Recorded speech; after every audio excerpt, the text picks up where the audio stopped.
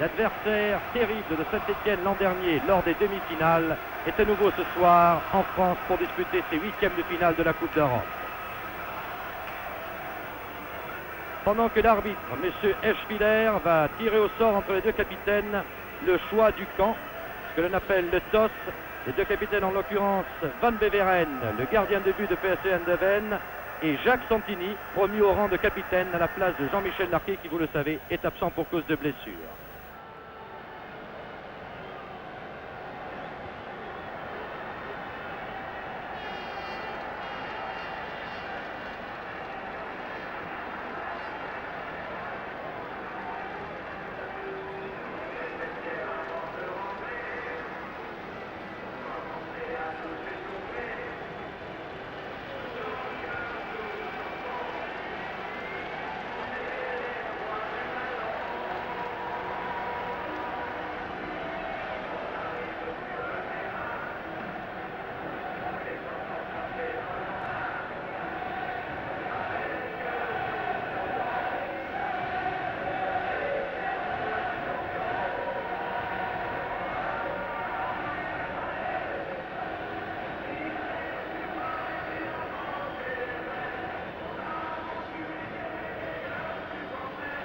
L'équipe de Saint-Étienne, c'est celle annoncée. Kurkovic, Jean-Dion, Farison, Piazza, Lopez, Patnay, Rocheteau, Jacques Santini, Patrick Révelli, Sinaegel et numéro 11, Larios l'inédit. Et voilà, c'est parti. L'arbitre, M. Eschwiller, vient de donner le coup d'envoi. Alors c'est un tir de Larios immédiatement, dès d'entrée de jeu, qui va nous mettre tout de suite dans l'ambiance de ce match de Coupe d'Europe, où pendant 90 minutes, nous allons vivre et souffrir peut-être, parce qu'il faut à tout prix, avec le système des matchs aller-retour, que Saint-Étienne ce soir prenne l'avantage, essaie autant que possible de ne pas encaisser de but sur son terrain, ce qui est toujours préjudiciable en Coupe d'Europe, et faire une différence telle qu'elle soit suffisante lors du match au retour. Oui, Pierre Corjolier, vous avez raison, il faut faire la différence aujourd'hui. Nous avons tous l'impression, et j'espère que vous avez la même impression devant vos postes de télévision, d'être dans la marmite aux sorcières. Il y a ici une réunion de public fanatique qui encourage les verts et qui siffle les rouges. Je dirais pour ceux qui ont des postes couleurs, que l'on reconnaît sans aucune difficulté à leur maillot clair les joueurs de Saint-Étienne, ceux qui ont des postes noirs et blancs, que l'on reconnaît à leur maillot clair les joueurs de Saint-Étienne et à leur maillot sombre les joueurs hollandais. Nous sommes dans le camp de Saint-Étienne après les premiers échanges, après un premier tir d'ailleurs de Larios, dont parlait justement Cangioni. Et ce sont les joueurs hollandais impressionnants par leur masse physique, par leur densité physique, par leur qualité athlétique, qui ont renvoyé le ballon dans le camp stéphanois. C'est maintenant Patrick Révelli qui prend la suite. À la lutte avec Van Kraai, immense Van Kraai, vous le remarquerez d'ailleurs. Kraai, très grand. Vous remarquerez ces deux arrières centraux qui porte, je vous le rappelle, et ça il faut bien s'en souvenir, le numéro 9 et le numéro 10, ce qui est tout à fait habituel, Van Kraai qui Kraai. Mais je vous signalerai au fur et à mesure des joueurs qu'il faut remarquer dans cette équipe de Eindhoven, et ils sont très nombreux. Il y a Ralf Elstrom, le numéro 4, l'avant-centre, très dangereux de la tête, son duel avec Piazza s'annonce terrible. Il est plus grand de 7 cm que Piazza, alors que René Van de Kerkhove a essayé de lancer Deckers. Vous voyez l'arrière gauche très offensif qui se retrouvait en position d'ailier. Et tout au long de la partie, il en sera ainsi. Eindhoven pratique pratiquement un tourbillon. Les gens se déplacent sur le terrain. Il n'y a pas de numéro vraiment préétabli. Et c'est ainsi que l'on trouve d'ailleurs Postuma, l'aile, Paul Postuma, une des nouvelles vedettes d'Eindhoven. Alors que Rocheteau, dont on attend une confirmation après un début de réhabilitation contre Lyon en championnat. Rocheteau, l'enfant chéri du public stéphanois et du public français d'ailleurs. Santini et son brassard de capitaine sur le coup franc. Van Kraai dégage. Edstrom qui a préféré laisser pour Portville. Remarquez bien aussi ce numéro 11 Van der Kielen, c'est le meneur de jeu, alors que Piazza, chevauché fantastique, crinière au vent. C'est une image, mais elle est vraie. Et interception d'Ecker.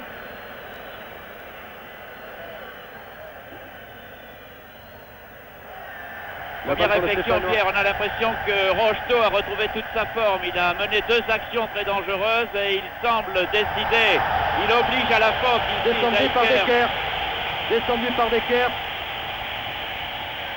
Les joueurs d'Eindhoven ont compris que Rocheteau, qui les avait fait souffrir l'an dernier, est un danger pour eux. Santini, Patnay a glissé légèrement sur le ballon. Santini qui a redonné pour Sinagel. Va chercher loin là-bas Farison en position offensive. Farison qui va centrer vraisemblablement. Cela revient pour Battenay. Et on va pas sur l'aile pour Larios. Larios, le rentrant, le jeune de cette équipe, qui parvient quand même à centrer. Très bien joué. Santini, après une feinte de Patrick Révelli qui avait bien laissé passer, qui avait très bien vu. Il a écarté les jambes, il a laissé tous les Disons que c'est Larios qui est à l'origine de l'action, hein, que ce garçon qui est basque ou qui est béarnais d'origine comme Larquet a besoin d'être mis en confiance et il est maintenant sans doute en confiance. Belle stature d'ailleurs, 1m85, 75 kg. Regardez, Larios qui déborde, qui parvient à centrer juste sur la ligne. Regardez la feinte de Patrick Révelli. Et Santini, juste au-dessus. Première action dangereuse de Saint-Etienne. Hier, c'est à la fois très beau, très encourageant et en même temps très déprimant car c'était une occasion de but extraordinaire dans les premières minutes de la partie et il ne faut pas que Saint-Etienne les gâche, il n'a pas le droit aujourd'hui. En fait, c'est encourageant parce qu'ils ont pris l'initiative et ils ont pris en tout cas le match en main dès les premières minutes, espérant que ça va continuer. Patrick Révelli en position d'ailier gauche. Laisse pour Farison. Mais trouve Lopsé.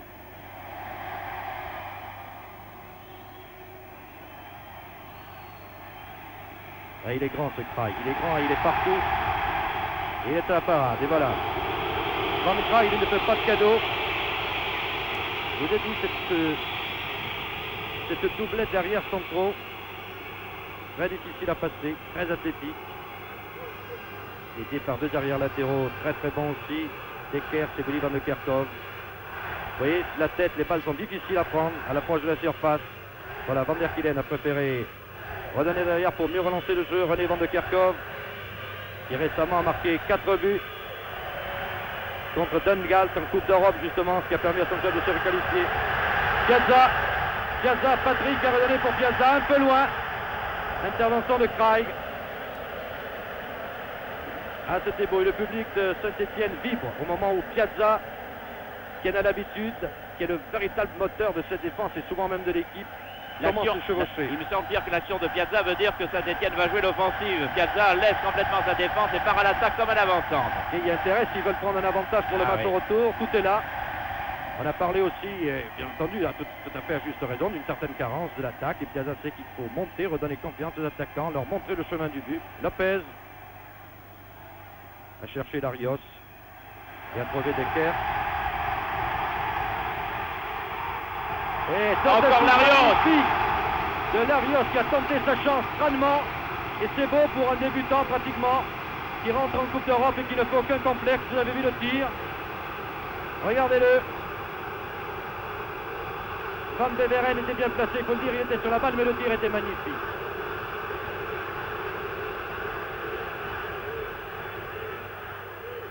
René Van de Kerkhoff a évité. Et tentative du pied gauche, mais la balle était difficile pour Sinaegel. Il a essayé de reprendre le volet, mais on ne réussit pas toujours dans ces cas-là. Bon début de rencontre de Saint-Etienne, un peu peut-être désorganisé, qui aurait tendance peut-être à s'organiser davantage un peu à l'approche du but, mais je vous dis que la défense d'Eindhoven est très difficile. Van der Kielen, le meneur de jeu. Eh non, c'est une balle pour Edstrom, mais mal adressée et renvoyée par le Stéphanois. Farison, Larios. Très bon début de partie, peut-être la prochaine vedette du football stéphanois. Lopez, Patrick Révelli. Patrick Révelli dans ses œuvres en très grande forme en ce moment. Centre, attention à la reprise, Rocheteau a tenté. Magnifique, et ça fait plaisir de voir cette tentative d'ailleurs. Peu importe que pour l'instant, qu'elle pénètre ou pas dans le but, mais l'intention hier, on joue toutes les balles et surtout on les joue en direction du but. Il n'y a pas de jeu en dentelle, chaque action devient dangereuse. Oui, mais moi je dis pas comme vous, je dis pas peu importe que ça ne pénètre pas dans le but, il faut que ça pénètre vite et le plus vite possible. Il ne faut pas gâcher toutes les occasions qu'a Saint-Etienne en ce moment. La Rocheteau était encore en position et avec un peu de chance et de réussite qu'il faut aussi au football. Même à ce niveau-là, les Stéphanois mèneraient déjà devant Eindhoven. Il y a encore 83 minutes de jeu quand même, faisons leur confiance. Je dois dire que les cardiaques doivent s'abstenir dans un match comme ça, car depuis que nous sommes ici dans cette marmite sorcière, notre cœur bat, et je pense que tous les téléspectateurs battent pour Saint-Etienne. Sinaegel pour Larios. Contre, mais favorable à la touche pour le Stéphanois. Lopez. Patrick vient vers lui. Oui, c'est ça. Déviation de Patrick. Mais c'était pour Sinaegel qui n'est pas parti. Bien joué. Il manquait la touche finale. Voilà, Van Beveren, capitaine de l'équipe d'Eindhoven, un des meilleurs gardiens d'Europe. A souvent sauvé son club dans les situations périlleuses. Je me dirais que c'est le propre d'un gardien, mais encore faut-il qu'il soit bon. Lopez cherche Rocheteau, le trouve. Mauvais contrôle de Rocheteau, mais récupéré par Janvion.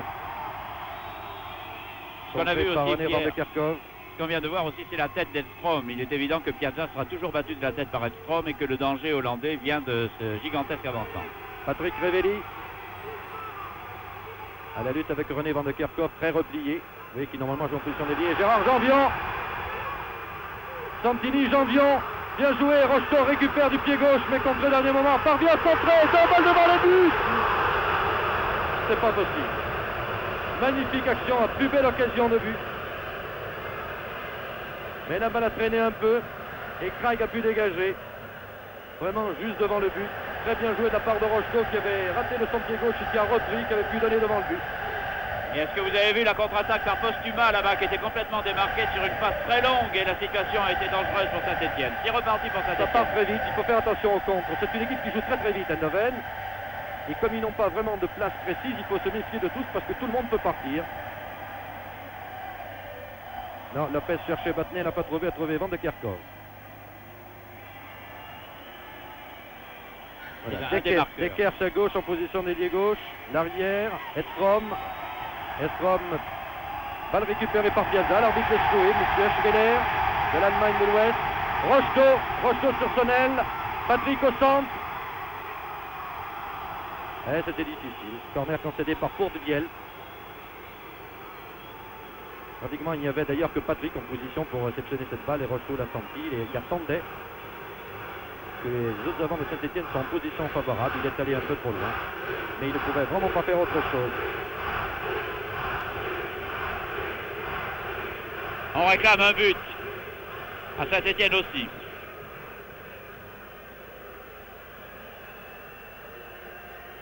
Attention sur le corner, voyons qui peut être placé. C'était Sinaegel qui s'était trouvé à la réception de la balle, mais une balle rabattue et contrée. Voilà, Van der Kulen dépossédé.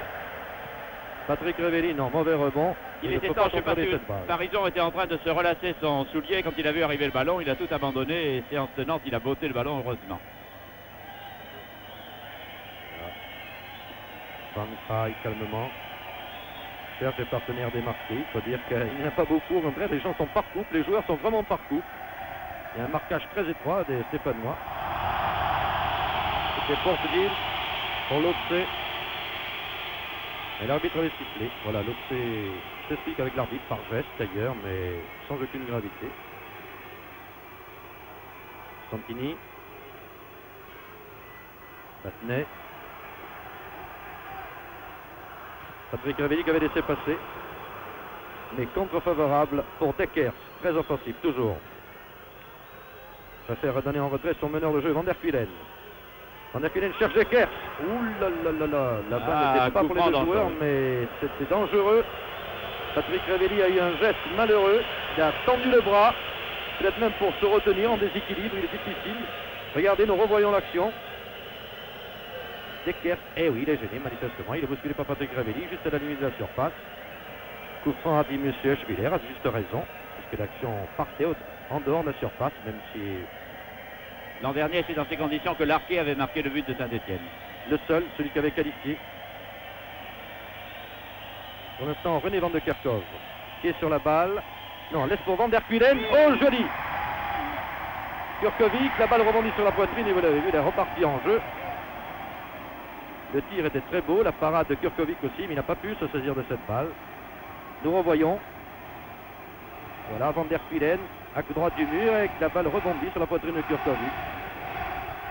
Cela aurait pu être dangereux. Corner donc pour les Hollandais. Postuma, tranquillement. Balle à ras de terre qui a laissé passer René Van de Kerkhoff, mais dégagé par Lopez. Et ça repart. Attention, ça c'est dangereux. L'arbitre avait sifflé. Ah, il faut faire attention. Ces contre-attaques de cette équipe d'Eindhoven sont surprenantes. Vous avez vu que c'est Dekers, l'arrière, qui est pratiquement arrivé dans le but de Kurkovic. Alors il faut vraiment veiller qu'un joueur pratiquement ne prenne les initiatives parce qu'on ne peut pas suffire, on ne peut pas dire tiens celui-là il joue arrière, non absolument pas. Ils sont là chaque fois qu'il faut.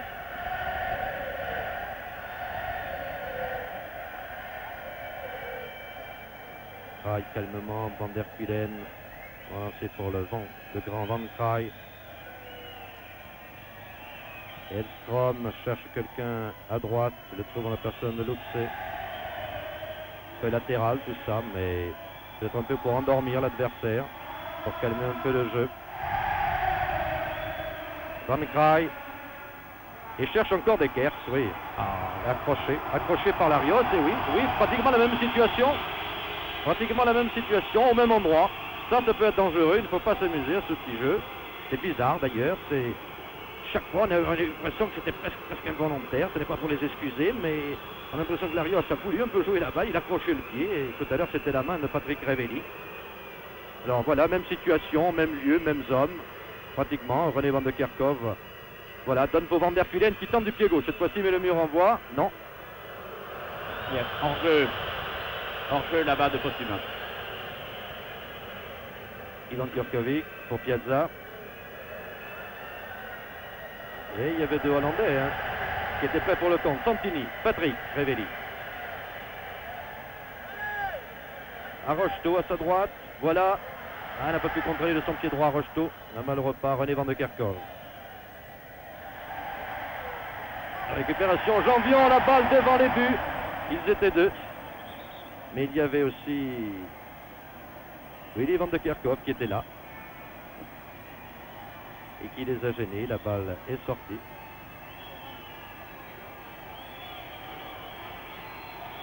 Ah, le jeu a un peu tourné. Les toutes premières minutes étaient à l'avantage de Saint-Etienne. Et puis Eindhoven s'est montré très très dangereux avec deux reprises, en particulier sur les coups francs d'ailleurs qu'il ne faudrait pas renouveler.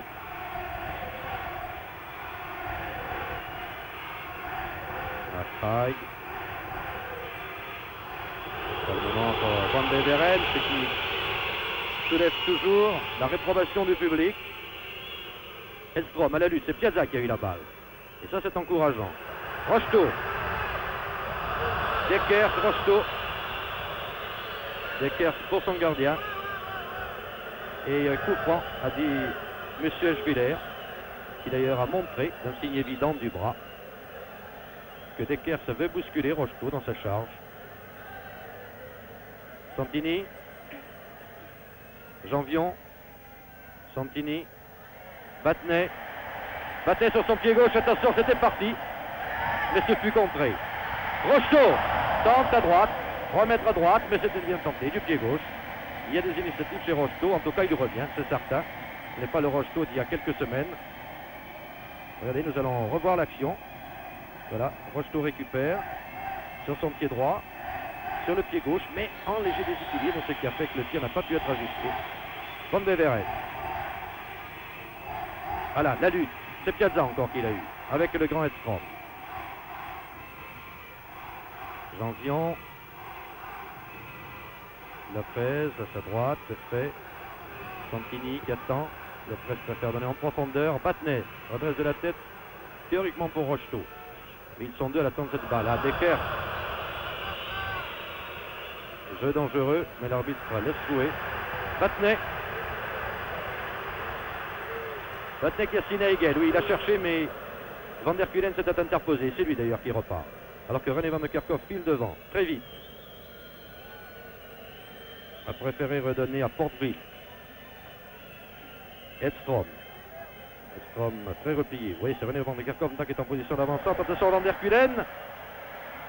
Intervention Lopez. Et il était en bonne position, Van der Kuylen. Vous avez vu comment il va vite ce joueur, on dit que c'est un meneur de jeu, mais c'est un meneur de jeu et c'est aussi un buteur occasionnel. Les Stéphanois ont eu l'impression qu'il y avait hors-jeu. J'ai l'impression qu'il n'y avait pas du tout hors-jeu. L'arbitre a laissé jouer et c'est un corner. C'est-à-dire que c'est une situation encore très dangereuse pour Saint-Etienne. Ça va, ça évolue. Les situations sont chaque fois dangereuses devant le but de l'un et de l'autre. Harry Lutze au corner. Attention à la tête d'Edstrom.